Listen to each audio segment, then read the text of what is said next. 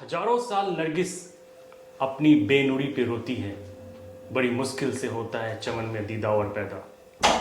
अल्मा इकबाल का लिखा हुआ शेर इस नौजवान शख्स पे काफ़ी सटीक बैठता है। इनकी ज़िंदगी संघर्षों से भरी पड़ी है और यह देखने सुनने वालों के लिए एक इंस्पिरेशन का जरिया है। तो शुरू करते हैं इनके बारे में जानने और समझने की सिलसिला। दिलखुश जी, स्वागत है इंडिया नैरेटिव हिंदी में। धन्यवाद पिंटू जी। दिलखुश जी बिहार में स्टार्टअप किंग के नाम से जाने जाते हैं और वह रोडवेज के सीईओ एंड फाउंडर है। दिलखुश जी, मेरा पहला सवाल, बिहार में बहुत सारे कितने तरह के स्टार्टअप्स होते हैं, लेकिन ये कंसेप्ट रोडवेज का क्या है? रोडवेज का कॉन्सेप्ट ये है, जो बिहार में टैक्सी उद्योग बहुत छोटा था, जिसका दो रीजन है। पहला रीजन जो प्राइस, चूंकि लोग रोडवे मतलब टैक्सी को बिहार में यूज करते थे आउट स्टेशन के लिए, क्योंकि कॉर्पोरेट सेक्टर है नहीं जो लोग फ्रिक्वेंटली एक पॉइंट से दूसरे पॉइंट या एक चौराहे से दूसरे चौराहे जाने के लिए बुक करेंगे। तो लेकिन जो आउट स्टेशन राइड होता था वो महंगा होता था। लोग अगर टैक्सी पहले बुक करते थे तो उनको जाने और आने दोनों का किराया देना होता था, मतलब जाने आने दोनों का फ्यूल का कॉस्ट एक ही लोगों को बेयर करना होता था। तो इससे क्या था, जो जिनको बहुत ज्यादा जरूरी होता था ना, वही टैक्सी यूज करते थे। तो हम लोग इसको बड़ा कर रहे हैं, मतलब प्राइस को इकोनॉमिकल कर दिए हम लोग, वन वे पे शिफ्ट कर दिए हैं। मतलब जो पहले लगता था कहीं जाने में 2000 रुपए, तो 1200-1300 रुपए लगता है। तो इससे क्या हो रहा है ना, लोग यूजर बढ़ रहे हैं धीरे धीरे, तो ये टैक्सी उद्योग बड़ा हो रहा है। और हम लोगों का बेसिक मॉडल यही है, जो हम लोग वन वे टैक्सी से बिहार के एक एक गांव को शहर से कनेक्ट करें। फिलहाल अभी हम लोग पटना से बिहार के हर गांव को और बिहार के हर गांव से पटना को कनेक्ट कर रहे हैं। अभी पहला फोकस हम लोगों का यही है। नेक्स्ट 3 महीने के बाद हम लोग फिर एक शहर को दूसरे शहर से कनेक्ट करने लगेंगे। तो कुल मिला के एक है, जो टैक्सी को इतना इकोनॉमिकल कर देंगे, जो एक मिडिल क्लास अगर 2-3 आदमी मिलकर सफर करना चाह रहे हैं तो वो ट्रेन से ज्यादा अच्छा प्रीफर करेंगे टैक्सी से, क्योंकि ट्रेन पकड़ने के लिए उनको घर से स्टेशन जाना पड़ेगा, फिर दूसरे स्टेशन पे उतरने के बाद फिर उनको अपने डेस्टिनेशन पे जाने के लिए कोई दूसरा व्यवस्था करना पड़ेगा। तो लोगों के लिए कन्वीनियंस ये हो जाएगा, जो उनको घर से पिकअप करेगी और उनके डेस्टिनेशन पे ड्रॉप करेगी। तो कन्वीनियंस भी हो गया और प्राइस भी कम हो गया। रोडवेज इसी पे काम करती है और रोडवेज का टैगलाइन भी है, revolution is on the way. पिछले 7 सालों से आप इस स्टार्टअप पे काम कर रहे हैं। इससे पहले आप आर्या गो के साथ थे, फिर आपने रोडवेज की शुरुआत की। आपने कभी सोचा नहीं कि मैं उस मार्केट में जा रहा हूँ, मैं वैसी शुरुआत कर रहा हूँ जहाँ से पहले से ही ओला और उबर जैसी कंपनियाँ हैं और मुझे इसमें काफ़ी चैलेंजेस देखने को मिल सकता है? बिना चैलेंज का तो कुछ भी संभव नहीं है। बड़ा बड़ा प्लेयर है मार्केट में, लेकिन हम कुछ डिफरेंट कर रहे हैं लोगों से।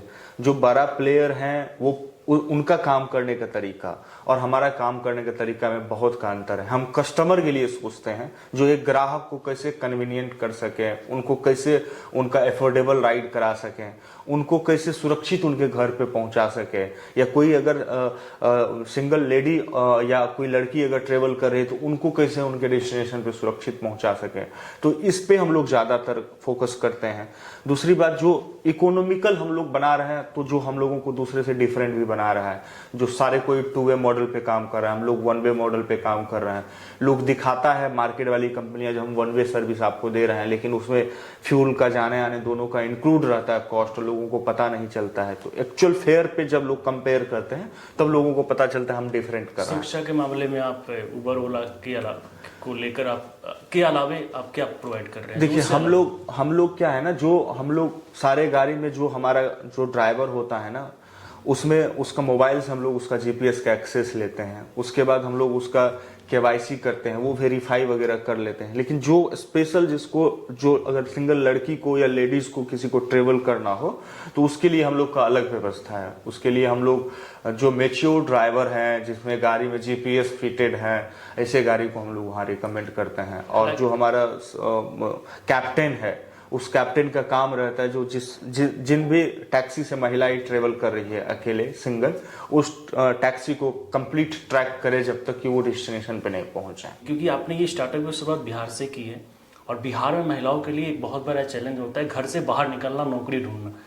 क्या आपको लगता है कि आने वाले समय में रोडवेज महिलाओं के लिए भी रोजगार का एक जरिया बनेगा? बिल्कुल बनेगी। आने वाले समय में हम लोग सोच भी रहे हैं, जब हम लोग का फ्रीक्वेंटली ट्रेवल होने लगेगा रूट पे, मतलब अगर सुबह आज हम पटना से किसी पैसेंजर को लेके निकले और सीतामढ़ी में ड्रॉप कर दिए, फिर सीतामढ़ी से किसी एक कस्टमर को लेके निकले और पटना में ड्रॉप कर दिए, और दोनों कस्टमर महिलाएं हो।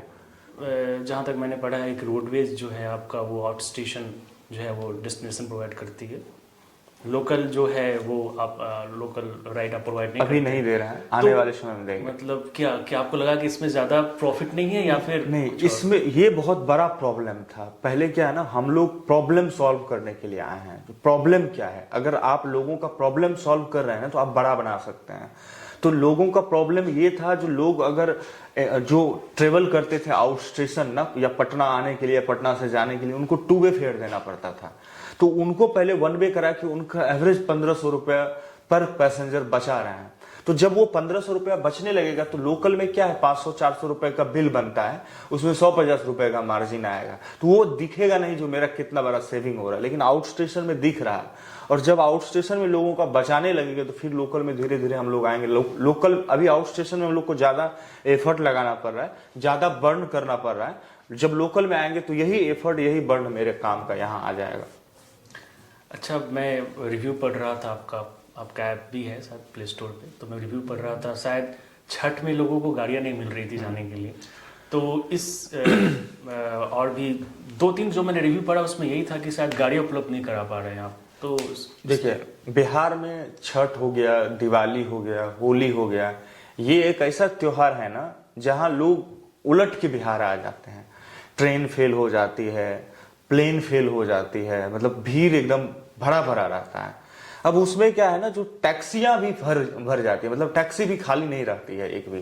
तो जो डिमांड है वो उसमें समझिए आप 100x बढ़ जाता है। According to normal days demand 100x बढ़ता है, 100 गुना लोगों का आना जाना बढ़ जाता है। तो उस समय हम क्या, कोई भी फेल हो सकता है। तो उस समय जबकि हम लोग इतना मेहनत कर रहे थे, जो रात भर हम खुद ऑफिस में जगे हुए रहते थे और लीड निकालते थे, कौन टैक्सी खाली है, कहाँ खाली है, सारे डेटा एकदम कंप्लीट। जो कस्टमर का रिक्वेस्ट आया, मैच किया, तुरंत कंफर्म करा दो। तब गाड़ियां 1 और कस्टमर आता था 100। तो उस कंडीशन में हम लोग फेल थे। रोडवेज में आपकी अपनी गाड़ी है या बाकी लोग? नहीं, वो सब एग्रीगेट मॉडल पे है। बाहरी गाड़ियां रहती है जो कहीं काम कर रही हो, किसी के साथ काम कर रही हो, वापस खाली जा रही है तो हमारे साथ कनेक्ट होकर पैसेंजर लेके जा सकती है। बाकी लीज वाली हमारी कुछ गाड़ियां होती है जो हमारा एयरपोर्ट ट्रेवलर होते हैं, उनके लिए हम लोग लीज वाला गाड़ी ज़्यादा रिकमेंड करते हैं। क्योंकि बाहरी गाड़ी का क्या है, कभी भरोसा हो सकता है, राइड डिनाई कर दे, 2 घंटा डिले हो जाए, 1 घंटा डिले हो जाए। बट एयरपोर्ट में हम लोग का पॉलिसी है, जो अगर आपका फ्लाइट मिस हो गया हमारी टैक्सी के कारण, तो हम लोग नेक्स्ट फ्लाइट में आपको टिकट देंगे। तो इस कंडीशन में हम लोगों को वहाँ बहुत बड़ा एक रिस्क रहता है, तो वहाँ हम लोग लीज वाला मॉडल को यूज करते हैं। नहीं तो 100% जब श्योर हो जाते हैं जो नहीं ये गाड़ी ऑन टाइम पिकअप कर ही लेगा तो ही भेजते हैं। नहीं तो दूसरा प्लान बी भी वहाँ रखते हैं, जो लोकल एग्रीगेटर रहता है या लोकल टूर एंड ट्रेवल्स वाला रहता है उसके साथ टाई अप रखते हैं। बोलते पैसेंजर से तुमको 3000 लेना है लेकिन हम तुमको 5000 देंगे, वहाँ 2000 बर्न कर देते हैं ताकि लोगों का जो भरोसा है वो बना रहे। और बर्न करना पड़ता है, हर एक स्टार्टअप को बर्न करना पड़ेगा। जब एक बार बर्न करेंगे तभी आप अच्छा और बेहतर सर्विस डिजाइन कर पाएंगे। आपके बारे में जो मैंने सुना है और जो मैंने पढ़ा है कि आप 12वीं तक पढ़े हैं और दिल्ली में आपने रिक्शा चलाया और फिर आपने पटना शहर में आपने सब्जी बेचा। फिर ये इतने संघर्ष के बाद ये स्टार्टअप और कैसे ये आइडिया है और फिर यहाँ तक पहुँचना आपने आप आर्या पहले शुरुआत जो स्टार्टअप की थी वो आर्या गो की थी, उसके बाद फिर आपने रोडवेज की शुरुआत की। तो किस तरह की चुनौतियाँ थी आपके साथ और कैसे आइडिया आया कि नहीं यही शुरुआत करते हैं और इसमें है जो हम इसमें आगे बढ़ सकते हैं? ड्राइवर का जो था वो तो हमको मेरा पैशन हो गया था, क्योंकि बाबूजी सिखा दिए थे गाड़ी चलाना। तो ड्राइविंग में जब एंटर किए तो हमको लगा जो नहीं इसमें स्कोप है, इसमें कुछ कर सकते हैं, कुछ बड़ा कर सकते हैं। ड्राइविंग से फिर निकले इलेक्ट्रिकल में चले गए, इलेक्ट्रिकल से निकले फिर सोचे सब्जी बेचने वाला स्टार्टअप करें। पहला स्टार्टअप मेरा वही था जो लोग नहीं जानते हैं। पटना में हम जब थे तो उस समय जब इलेक्ट्रिकल का काम हम बंद कर दिए तो उसके बाद हम एक सब्जी का एक कॉन्सेप्ट लेके आए जो अपार्टमेंट में हम होम डिलीवरी देंगे, एकदम ताज़ा ताज़ी सब्जी कुछ पंपलेट वगैरह छपवाएं, अपार्टमेंट वगैरह में बंटवाएं। सब्जी सुबह सुबह मंडी से लाते थे और स्टोर करते थे उसको, लेकिन शाम तक वही दो एक ऑर्डर आता था, मतलब ऑर्डर आता ही नहीं था 2-2.5 महीने तक, मतलब ऐसा ही चला, बहुत बर्बाद हो जाता था। तो शाम को आते थे और सड़क किनारे लगा देते थे वो बिछा के चटाई। कोविड के दौरान ये नहीं, बहुत पहले, कोविड से पहले, ये 2015 या 14-15 की बात है। ये 2014-15 की। आर्या को हम 16 में बनाए। आर्या को हमारा समझिए दूसरा बिजनेस में, मतलब दूसरा स्टेप था वो। पहला स्टेप मेरा ये वेजिटेबल वाला था, उसमें मेरा कुछ ये इलेक्ट्रिकल का भी ये बना हुआ था, जो अगर आपके अपार्टमेंट में इलेक्ट्रिकल का कुछ वर्क है, मेंटेनेंस वगैरह है, तो ये हम लोग ऑन कॉल प्रोवाइड करते थे। तो उसमें सफलता नहीं मिली, बहुत सारी रीजन रही होगी, कमी रही होगी, तो उन सब चीज़ों को सीखे और फिर आर्यगो में उसको इम्प्लीमेंट किए। चुनौतियां बहुत आई, कई बार ऐसा सीन आया सब कुछ खत्म हो गया, लगा अब नहीं हो पाएगा, लेकिन वही दृढ़ संकल्पित थे जो नहीं करना है, क्योंकि हम अगर हार जाते ना तो फिर कोई गरीब का बच्चा प्रयास नहीं करता। कम से कम जो गरीब का बच्चा मेरे बारे में जानता वो डिमोटिवेट हो जाता है, वो प्रयास ही नहीं करता। तो मुझे लग रहा था जो नहीं, अपने लिए नहीं, लोगों को प्रेरित करने के लिए करना चाहिए, और हम कंटिन्यू करते रहे। अंत में आर्यगो ब्रांड बनी, 2020 में टीम बनाए, 21 में एग्जिट ले लिए और 22 में आपका शुरू हुआ roadways revolution is on the way, जिसमें हमारा 5 साल का, पिछले 5-6 साल का जो मेरा अनुभव था, वो अनुभव यहाँ पे हम उसको बेहतर तरीके से यूज किए और नतीजा आप लोगों के सामने है। 6 महीने में ही, 7 महीने में रोडवेज 4 करोड़ के वैल्यू पे फंड रेज कर ली। अभी रिसेंटली हम लोग फंड रेज किए हैं और अब टारगेट है 6 महीने में कम से कम 5x बड़ा करें और 20 CR पे नेक्स्ट राउंड रेज करें। आपके बारे में एक और किस्सा काफ़ी प्रचलित है कि आपने चपरासी की नौकरी के लिए अप्लाई किया था और शायद आपसे पूछा गया था फ़ोन एप्पल का लोगो दिखा के कि बताइए कौन सा फ़ोन है, और आप पहचान नहीं पाए थे, फिर उसके बाद आपके पास कॉल ही नहीं आया, तो वो कहानी शेयर करना चाहेंगे? उसमें था जो जॉब मेला लगा था, उस जॉब मेला में हम भी आवेदन किए थे, तो पटना में बुलाया गया था, वहाँ इंटरव्यू होगा, क्योंकि स्कूल वगैरह सब में क्या, जो मॉडर्न स्कूल है ना, उसमें मॉडर्न एम्प्लॉय भी चाहिए। मतलब चाहे आप चपरासी ही हैं तो आपका एकदम ड्रेस कोड अच्छा होना चाहिए।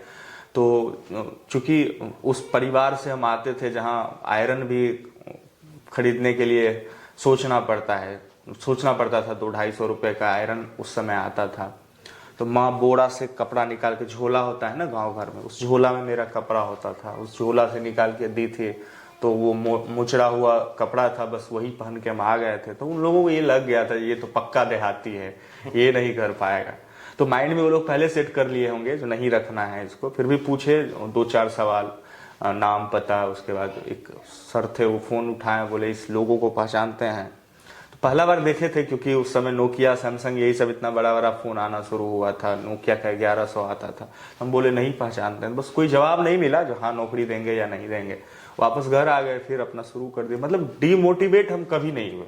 हमको जब भी नकारा गया ना, हमारे अंदर ऊर्जा आया है। तो हम मानते हैं जो अगर आपको कोई नकार रहा है ना, तो समझिए वो आप पे एहसान कर रहा है, क्योंकि वो नकार रहा है, आपके अंदर ऊर्जा भर रहा है अपने आप को साबित करने के लिए। क्योंकि अगर आपके प्रतिभा पे प्रश्न चिन्ह उठता है ना, तो उसके बाद आपके अंदर जितना भी ऊर्जा है वो उसको सही साबित करने के लिए काम पे लग जाता है। और हमारा ये चीज मानना है, जो अगर आपको कोई नकार रहा है, आप एकदम हाँ ठीक है हम निकम्मा है, लेकिन आप उसको साबित काम करके आप बेहतर जवाब दे सकते हैं। तो हम शुरू से यही कर रहे हैं। आपने एक दशा और दिशा भी बदला है, मैं और सब लोग मानते हैं इसे। कारण ये है कि आपके पास सिर्फ 12वीं की डिग्री थी। आज ऐसे बहुत सारे युवा हैं बिहार के जिन्होंने ग्रेजुएशन कर लिया है, बहुत सारी डिग्रियां हैं, लेकिन वो बेरोज़गार हैं, रोज़गार की तलाश में किसी दूसरे शहर में जाते हैं। तो आप क्या मानते हैं इसको लेकर कि क्या डिग्री सही में इम्पोर्टेंट है या फिर स्किल्स इम्पोर्टेंट है, और आप अपने कहानी से कैसे बताना चाहेंगे इसे? डिग्री ठीक है, डिग्री ज़रूरी है, लोगों को पढ़ना चाहिए, पढ़ने से ब्रेन खुलता है, बहुत सारी चीज़ों की डीपली नॉलेज होती है। लेकिन एग्जैक्ट उस डिग्री को आप वैलिड तब करेंगे जब आपके अंदर प्रतिभा होगी। अगर आप कहीं से बीटेक करके इंजीनियरिंग कर लिए हैं तो उस जगह पे आपको अपने डिग्री को कैश तभी करा सकते हैं जब आपके पास प्रतिभा हो, नहीं तो फिर एम्प्लॉय की तरह ही ताउम्र आपको बिताना पड़ जाएगा। तो प्रतिभा भी होना बहुत ज़रूरी है। सिर्फ पढ़ाई आप सिर्फ डिग्री के लिए मत कीजिए, आप नॉलेज के लिए कीजिए। और सिर्फ किताब पढ़ के नॉलेज नहीं आ सकता, नॉलेज के लिए आप लोगों को भी पढ़ सकते हैं। बहुत सारा ऐसा प्लेटफॉर्म है, वहाँ से भी पढ़ सकते हैं। आप खुद अपने जीवन में जब कुछ काम करेंगे तो बहुत सारी चीज़ें सीखने को मिलेगी। जैसे हमको मिला, ठीक से बोल नहीं पाते थे और आज आपके कैमरा के सामने कम से कम 2 लाइन बोल तो लेते हैं। पहले तो इतना इरिटेशन होता था, जो लोग अगर कुछ बोल रहे हैं तो क्या बोलते हैं उसको, अबोध बालक की तरह सर झुका के खड़े रहते थे, क्योंकि पता है हम कुछ बोलेंगे लोग हंसेंगे। ये लगता था हम कुछ बोलेंगे लोग हंसेंगे, क्योंकि मेरे अंदर वो क्वालिटी नहीं थी। अच्छा, अभी आपने शायद आपके कंपनी में आईआईटी और आईआईएम्स के लोग हैं जो आपके साथ काम करते हैं। आईआईटी आपको हायरिंग के लिए बुलाती है, प्लेसमेंट के लिए बुलाती है, तो कैसे, मतलब बहुत ज़्यादा टफ होता होगा कन्विंस करना कि आईआईटी जैसे एक संस्थान में जाना और एक अपने छोटे से जो रोडवेज के बारे में बताना और उसको सेटअप करना, फिर लोगों को अपने पास बुलाना और वो काम पे लगाना, कैसे? देखिए, एक चीज़ तो सत्य है ना, बच्चा को पढ़ाते हैं पैसा कमाने के लिए, ये तो फैक्ट है ना। पढ़ाया जाता है इसीलिए ताकि ज़्यादा से ज़्यादा पैसा कमाएं, ज़्यादा से ज़्यादा अच्छा नौकरी ले लें, अच्छे पोजीशन पे चले जाएं, पैसा कमाएं। तो जब आप देख लीजिए ना, जो जितने टॉप लेवल के जो बिजनेस हैं, बिजनेस ऑनर हैं या फाउंडर कह लीजिए या एंटरप्रेन्योर कह लीजिए, किसी के पास बहुत बड़ा एजुकेशनल डिग्री नहीं है। क्योंकि हम जहाँ तक मानते हैं, जो बहुत ज़्यादा एक डीपली किसी फील्ड में अगर आप चले गए, जैसे इंजीनियर आप बन गए आईटी का, तो आप सिर्फ कोडिंग कर सकते हैं, उसके अलावा आपका दिमाग किसी चीज़ में चलेगा ही नहीं। तो अगर आप इंजीनियर बने हैं तो उसी नॉलेज को आप इतना इनहेंस कर लीजिए जो आप उसी में बेहतर परफॉर्म कर सकते हैं। एक एंटरप्रेन्योर को क्या होता है ना, जो हर चीज में थोड़ा थोड़ा नॉलेज होना चाहिए। हमको ठीक से कंप्यूटर चलाने नहीं आता था, लेकिन अभी पीएचपी का कोड लिख लेते हैं थोड़ा बहुत, तो बाद में भी आप सीख सकते हैं। तो लेकिन माइंड में अगर आप ये सीख लिए जो नहीं सिर्फ हम कोडिंग आता है, तुम सिर्फ कोडिंग ही करेंगे, तो तब आप बेस्ट नहीं कर सकते। आप उसके अलावे भी कुछ चीजों को सीखिए, जो हम और कैसे मार्केटिंग कैसे अच्छा से कर सकते हैं, ब्रांडिंग कैसे कर सकते हैं, मैन पावर को कैसे अच्छा से यूज कर सकते हैं। मतलब हर चीज थोड़ा बहुत नॉलेज आपके अंदर होना चाहिए। ये नहीं जो हमारे अंदर अगर आईटी का डिग्री है, हम टेक पे काम किए हुए, तो हम सिर्फ टेक्नोलॉजी पे बेहतर कर सकते हैं। ये जो लोग आदमी सोच लेता है तो वो फिर एम्प्लॉय ही रह जाता है, फिर वो वही यूज करेंगे। से आपके कंपनी में काम कर रहे हैं कितने लोग, क्या बताना चाहेंगे उनके बारे में? बहुत सारे लोग हैं, कुछ आईआईटी से भी है, हमारे मेंटर भी आईआईटीएन हैं, वो आईआईटी खड़गपुर से पास आउट हैं। अरविंद झा सर, वो हमारे कंपनी में डायरेक्टर हैं, बहुत बड़े बड़े कंपनी में वो योगदान दिए, एडोब में रहे हैं, लावा बनाए हैं, बहुत सारे जगह उनका एक्सपीरियंस रहा है। बहुत सारे लोग, कुछ लोग ऐसे हैं जो आईआईएम जैसे संस्था से पास आउट हैं, वो हमारे टीम में पार्ट टाइम ही सही लेकिन हमारे टीम के लिए वर्क कर रहे हैं। कुछ लोग ऐसे हैं जो पार्ट टाइम करते हैं, कुछ लोग ऐसे हैं जो फुल टाइम करते हैं। पार्ट टाइम इसलिए क्योंकि हम उनको अभी अफोर्ड नहीं कर सकते हैं, हम सभी लोगों की तो खर्च होती है ना, तो उसको अभी कंपनी अफोर्ड नहीं कर सकती, तो पार्ट टाइम काम करते हैं वो लोग। कुछ लोग ऐसे हैं जो फुल टाइम काम करते हैं। तो जो फुल टाइम काम कर रहे हैं वो 18-19 लोगों की हमारी टीम है जो पटना में बैठती है, और जल्द ही हमको लगता है जो अगले 6 महीने में 100 लोगों की हम टीम बनाने जा रहे हैं और बिहार में रिवॉल्यूशन आएगा। एक ड्राइवर का बेटा पूरे बिहार को ड्राइवर बन के अपने टैक्सी में बैठाएगा, ये मेरी कमिटमेंट है। अच्छा, आपकी कंपनी का टैगलाइन है revolution is on the way, ये डिफाइन करेंगे इसको? हाँ, देखिए, जो प्रथा था ना टैक्सी इंडस्ट्री में 2 वे फेयर का, वो प्रथा को ये खत्म करके जितने भी एग्रीगेटर है सबको 1 वे पे शिफ्ट कर देगी, मजबूर कर देगी। जो तुमको बेचना है तो 1 वे ही बेचना पड़ेगा। जैसे जियो आया तो मजबूर कर देना सबको, जो आप सबको अनलिमिटेड डेटा बेचना पड़ेगा, देना पड़ेगा। तो बस यही कहिए, जो टैक्सी उद्योग में हम जियो बनने जा रहे हैं। हम टैक्सी के जो एग्रीगेटर हैं, टैक्सी के जो इंडिविजुअल टैक्सी वाले हैं, टूर एंड ट्रेवल्स वाले हैं, इन लोगों को मजबूर कर देंगे जो वो लोग को भी 1 वे पे शिफ्ट होना पड़ेगा, ताकि यूजर मार्केट में बढ़ेगा और बिजनेस ग्रो करेगा। बिहार के युवाओं को आप क्या संदेश देना चाहेंगे? संदेश दे के युवा आगे, संदेश पढ़ के युवा आगे नहीं बढ़ सकता है। युवा के अंदर अपना एक एनर्जी आना चाहिए, उनको लगना चाहिए हम तोड़ देंगे, हम हिला देंगे, हमसे ज्यादा शक्तिशाली कोई नहीं है। मन में आप ठान लीजिए, मतलब ये मत सोचिए जो आपके अंदर कुछ, युवा के अंदर, हर आदमी के अंदर प्रतिभा का एक समुंदर पड़ा हुआ है, बस उसको पहचानने की जरूरत है। कोई अच्छा लीडर बन सकता है, कोई अच्छा एंटरप्रेन्योर बन सकता है, कोई अच्छा सर्विस नौकरी में अच्छा परफॉर्म कर सकता है, हर आदमी के अंदर है। लेकिन वो ऊर्जा उसी को पता है मेरे अंदर क्या बेस्ट करने की ऊर्जा है, बस उसको खोजे, निकाले और काम पे लग जाए। 2 सवाल और फिर ये हम इंटरव्यू खत्म करेंगे। कोई ऐसी कहानी जो दर्शकों के साथ शेयर करना चाहिए जहाँ पे लगा कि नहीं अब नहीं हो पाएगा, अब तो बिल्कुल, क्योंकि आपकी जो जीवन है इतनी संघर्षों से भरी पड़ी है, मैंने जिक्र भी किया, और आप एक मतलब आपके पिताजी ड्राइवर चालक थे, तो कोई ऐसी कहानी जहाँ पे बिल्कुल है कि अब तो मैं टूट गया हूँ, अब तो मैं निकल नहीं सकता, वो हुआ था एक कहानी, ऐसा इंसिडेंट हुआ था, सब कुछ खत्म हो चुका था, ऐसा स्थिति आ गया था जब माँ लोग दूध चूड़ा खा के सोती थी, हम लोग सारे लोग जेल में बंद थे, बाबूजी, भाई, हमारे कर्मचारी और जो आसपास के लोग थे। बस इस स्टोरी को हम द पागल में ही मेंशन करेंगे, तब तक वॉच करना पड़ेगा, आप लोगों को वेट करना पड़ेगा। फिर भी ऐसी कोई एक छोटी बस सी वही एक मोड़ था, टर्निंग पॉइंट था मेरे जीवन का, जो वहाँ हम जमीन के 100 फीट नीचे गड्ढे में चले गए थे। वो देहाती में कहा जाता है ना, जो जमीन के अंदर चला गया अब बाहर नहीं निकल सकता है, तो वही अंदर चले गए थे। फाइनेंशियल भी टूट चुके थे, मॉरल भी टूट चुके थे, और लोगों के नज़र में विलन बन चुके थे। उस परसेप्शन लोगों के माइंड में सेट हो चुका था, नहीं ये एक विलन है, ये एक क्रिमिनल है, ये जेल जा चुका है। उससे बाहर निकल के आना और फिर से चीज़ों को खड़ी करना, ये मेरे लिए एक बड़ी चुनौती थी। लोगों का ऐसा नज़रिया होता था, कभी कभी मन करता था जाके सुसाइड कर ले, क्योंकि हम सही थे, और ये मुझे लग रहा था मैं सही हूँ, क्योंकि अपने आप को आपसे बेहतर कोई नहीं पढ़ सकता। तो फिर बाद में माइंड में सेट किए हम, जो लोगों को सफाई देने से कोई फ़ायदा नहीं। लोग अगर परसेप्शन सेट कर लिया जो आप पागल हैं, आवारा हैं, गुंडा है, तो आप गुंडा हैं। लोगों को क्लियरिफिकेशन देके आप सिर्फ अपना टाइम बर्बाद कर सकते हैं। आप अगर सही हैं, आप अगर अच्छे कर्म कर रहे हैं, हम कभी किसी जगह पे नहीं जाते, जैसे बहुत ज़्यादा होता है ना, एक डीपली जो हम सुबह उठे भगवान का पूजा किए, शाम उठे शाम में भगवान का आरती किए, हम ये नहीं करते हैं। मेरे मन में एक चीज़ सेट है, ईश्वर इतना शक्तिशाली है, उनको मेरी दया की जरूरत नहीं है। ईश्वर इंसान पे दया करते हैं, और इंसान पे दया तब करेंगे जब उनका कर्म अच्छा होगा। अब हम कर्म इतना अच्छा करें, खुद ब खुद मुझे दया मिलने लगेगी ईश्वर की।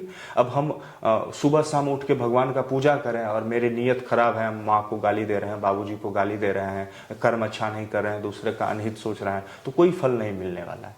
तो कर्म से बड़ा कोई पूजा नहीं, कर्म कर रहे हैं, माइंड में सेट कर लिए थे, मुझे अपना कर्म करना है, मुझे एक दिशा में पागल की तरफ बढ़ना है। ये मेरी पागलपंती के साथ रेस है, या तो जीतेंगे या हारेंगे। गरीब का बच्चा है, ना कुछ लेके आए हैं, ना कुछ लेके जाएंगे, ना कुछ हारेंगे। तो देश में बढ़ते स्टार्टअप को किस तरह से देखते हैं आप? क्या इसमें देश के प्रधानमंत्री हो या फिर जो सरकार है, बिहार से बिहार सरकार या फिर भारत सरकार का क्या योगदान देखते हैं इसमें? सरकार तो अप्रिशिएट कर रही है, स्टार्टअप को प्रमोट कर रही है, उद्योग लगाने के लिए लोगों को प्रेरित कर रही है। जो फैक्ट है, देखिए, सबको नौकरी नहीं हो सकता है। सरकारी नौकरी का जो परसेप्शन है ना, जो हर घर एक सरकारी नौकरी होना चाहिए, वो नहीं हो सकता। या रोजगार की ही जो बात करें अगर, तो मिथ्या जो 2 करोड़ रोजगार या 1 करोड़ रोजगार साल में जनरेट होगा, ये भी संभव नहीं। ये रोजगार सृजित हम लोगों को ही करना पड़ेगा। आप अगर कुछ छोटा मोटा भी काम किए ना, 5 लोगों को रोजगार देती है। इसी तरह बीच बीच से निकल के छोटा छोटा उद्योग लगाना पड़ेगा, चाहे वो किसी भी चीज का, किसी भी फील्ड का हो, उद्योग लगाना पड़ेगा। अपना रोजगार से अच्छा कुछ भी नहीं। नौकरी से, नौकरी तो लोग, नौकरी नहीं रहेगा तो फिर कैसे देश चलेगा, हमारी कंपनी कैसी चलेगी? बिहार सरकार से कोई सपोर्ट मिला? बहुत तरह का सपोर्ट मिला। आर्य वो बनाए थे उस समय, स्टार्टअप से कुछ हमको फंड भी मिला था, 5-5.5 लाख रुपए हमको बिहार गवर्नमेंट से लिए थे, बहुत योगदान मिला था उसमें। और अभी इस कंपनी में हम नहीं लिए हैं, लेकिन आगे देख रहे हैं बिहार गवर्नमेंट का जो भी प्लान है उसको हम लोग यूज करेंगे। आपने 4 करोड़ का जिक्र किया, कहाँ से फंडिंग मिली आपको? इसमें मिथिला एंजल नेटवर्क है। मिथिला एंजल नेटवर्क के थ्रू जो ग्लोबली जो एंजल इन्वेस्टर हैं, जो बिहार के लोग जो बाहर रह रहे हैं, यूएसए में, कनाडा में, ऑस्ट्रेलिया में, वो लोग पार्टिसिपेट किए हैं पहला राउंड में। सेकेंड राउंड में भी उसमें बहुत सारे लोग आ रहे हैं साथ में। पहला राउंड ये एक तरह से समझिए जो क्या कहते हैं उसको, वरदान अंकुरित करने के लिए बीज है। बस इसको अंकुरित करके हमको बस पौधा इसमें निकालना है। पौधा निकल गया। इंडिया नेटिव से बात करने के लिए बहुत बहुत धन्यवाद।